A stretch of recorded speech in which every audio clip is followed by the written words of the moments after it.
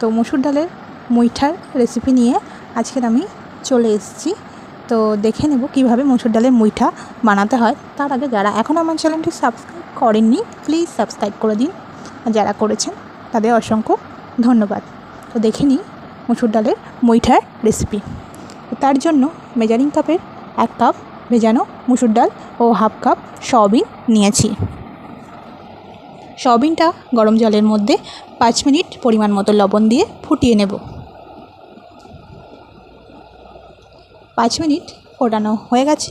এবার আমি ঠান্ডা জলে ভালোভাবে ধুয়ে নিয়েছি। নিয়ে জলটা ভালো করে হাত দিয়ে চিপে বার করে নিয়ে মিক্সির মধ্যে দিয়ে দেব। আমি পেস্ট করে নেব। আপনারা চাইলে হাত দিয়ে এইভাবে টুকরো করে নিতে পারেন। পেস্ট করে নিয়েছি।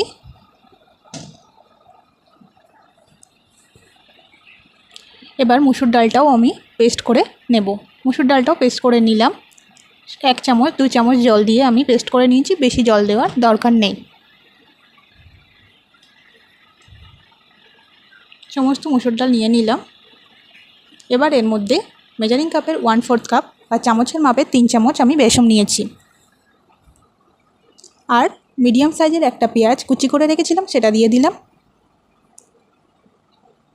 এবার একটু আদা রসুন বেটে রেখেছিলাম, সেটাও দিয়ে দিলাম।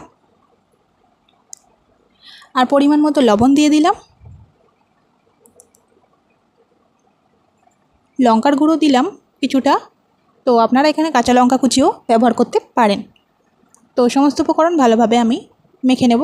ভালোভাবে হাত দিয়ে মেখে নিয়েছি। মাখার পর মনে হচ্ছে আমার আরেকটু বেসন লাগবে, তাই আমি আরও 2 চামচ বেসন দিলাম। যেহেতু একটু টাইট হতে হবে সেই জন্য আরও 2 চামচ বেসন দিলাম। আপনাদের যদি না লাগে আপনারা না দিতে পারেন। তো দিয়ে ভালোভাবে আবারও মেখে নিলাম। তো এবার ভালোভাবে হাতটা ধুয়ে মুছে নিয়ে হাতের মধ্যে করে মুঠো মুঠো করে এইভাবে আমি লম্বা করে একটা শেপ দিয়ে দেব। তো এইভাবে সমস্তটা মুঠো মুঠো করে আমি করে নেব। যেহেতু মুঠো করে করা হয় সেই জন্য এর নাম মুইঠা। তো সবগুলো আমি এইভাবে করে নিয়েছি। কড়াইতে তেল দিলাম, সাদা তেল দিলাম। আপনারা চাইলে সর্ষের তেলও দিয়ে রান্নাটা করতে পারেন।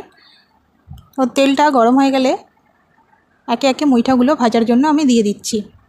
দেওয়ার সময় অবশ্যই গ্যাসের ফ্লেমটা লোতে রাখতে হবে, নইলে পুড়ে উঠবে।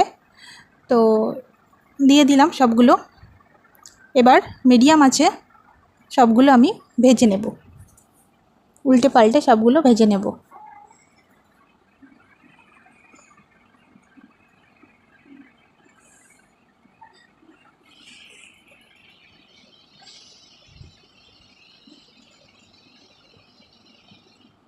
উল্টে পাল্টে আমি চারিদিকে ভালোভাবে ভেজে নিচ্ছি। খুব বেশি কড়া করার দরকার নেই বা খুব বেশি লাল করার দরকার নেই, যেহেতু আমি গ্রেভি করব সেই জন্য। তো আপনারা যদি শুধু এটা খেতে চান ভাজা হিসাবে, তাহলে আরেকটু বেশি করে ভাজতে হবে এবং আরেকটু লাল লাল করে নিতে হবে।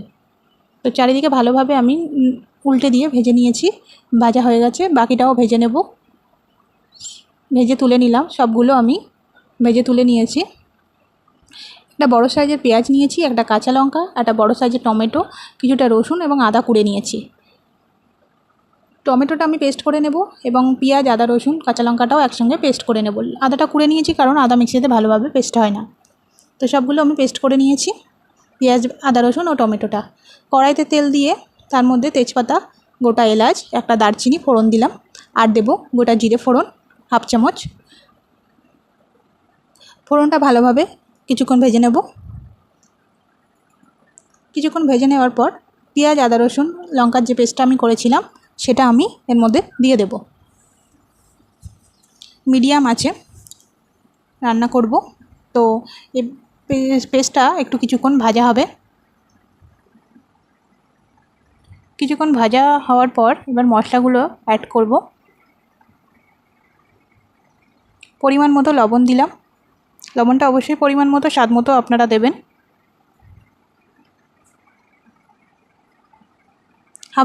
হাফ চামচের থেকে একটু কম হলুদ গুঁড়ো দিলাম। 1/2 চামচ লঙ্কার গুঁড়ো দিলাম।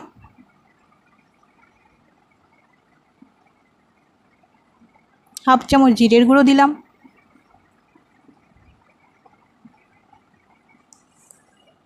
আর 1/2 চামচ ধনের গুঁড়ো দিয়ে দিলাম। এবার পরিমাণ মতো একটু জল দিয়ে মানে সামান্য একটু জল দিয়ে মশলাটা কষিয়ে নেব, যাতে মশলাটা লেগে না যায়, তার জন্য জলটা দেওয়া। তো ভালোভাবে মশলাটা কষিয়ে নিতে হবে, প্রায় 5 মিনিট মতো মিডিয়াম টু লো আঁচে রেখে মশলাটা কষিয়ে নিতে হবে। মশলা যাতে না লেগে যায় তার জন্য পরিমাণ মতো কিন্তু জল অবশ্যই দিতে হবে। মশলাটা লেগে গেলে কিন্তু তেতো লাগবে, তাই মশলাটা যাতে না লেগে যায় সেদিকে খেয়াল রাখতে হবে। 5 মিনিট ভালোভাবে আমি কষিয়ে নিয়েছি। তো 5 মিনিট কষিয়ে নেওয়ার পর এর মধ্যে টমেটো পেস্টটা আমি দিয়ে দেব। টমেটো পেস্টটা দিয়েও আমি ভালোভাবে আরও 3 মিনিট কষিয়ে নেব, মিডিয়াম টু লো আঁচেই। 3 মিনিট কষিয়ে নিয়েছি। এবার আমি একটু চিনি দিলাম, অবশ্যই স্বাদ অনুযায়ী আপনারা দেবেন, তবে খুব বেশি মিষ্টি দেওয়ার দরকার নেই। আর কাসুরি মেথি দিলাম 1 চামচ। কাসুরি মেথিটা কিন্তু হাতের কাছে থাকলে অবশ্যই দেবেন। কাসুরি মেথি এর স্বাদটাকে আরও বাড়িয়ে তোলে, দ্বিগুণ বাড়িয়ে দেয়। এর যেমন টেস্ট তেমনই গন্ধ।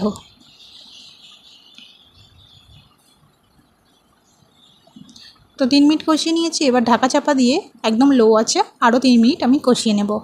লো আছে ঢাকা চাপা দিয়ে কষিয়ে নিলে আমাদের মশলাটাও পুড়ে যাবে না এবং ভালোভাবে কষানো হয়ে যাবে, তেলটাও ভালোভাবে বেরিয়ে যাবে। তো দেখুন তেলটা ভালোভাবে বেরিয়ে গেছে, মশলাটাও ভালোভাবে কষিয়ে গেছে। তো এবার আমি এর মধ্যে গরম জল দেব। গরম জলটা কিন্তু অবশ্যই দিতে হবে, ঠান্ডা জল না, গরম জল দিয়েই করতে হবে। তো জলটা দেব মুইটা আমাদের যাতে ডুবে যায় সেই অনুযায়ী আমাদের জল দিতে হবে। তো জলটা দেওয়ার পর এর মধ্যে আমি মুইঠাগুলো দিয়ে দেব। সমস্ত মুইঠা আমি একে একে দিয়ে দিলাম। তো জলটা ফুটে ওঠার আগে মুইঠাগুলো অবশ্যই দিয়ে দিতে হবে। দিয়ে একটু ঢাকা চাপা দিলাম, ফুটে উঠেছে। তো এবার আমি মিডিয়াম আঁচে ঢাকা চাপা দিয়ে 5 মিনিট রান্না করে নেব। 5 মিনিট পর আমি এর মধ্যে একটু গরম মশলার গুঁড়ো দিয়ে দিলাম আর 1 চামচ মতো ঘি দেব। দিয়ে গ্যাসের ফ্লেমটা অফ করে দিয়ে ভালোভাবে মিশিয়ে নিয়ে গ্যাসের ফ্লেমটা অফ করে দেব। অফ করে দিয়ে ঢাকা চাপা দিয়ে আরও 5 মিনিট আমি রেখে দেব।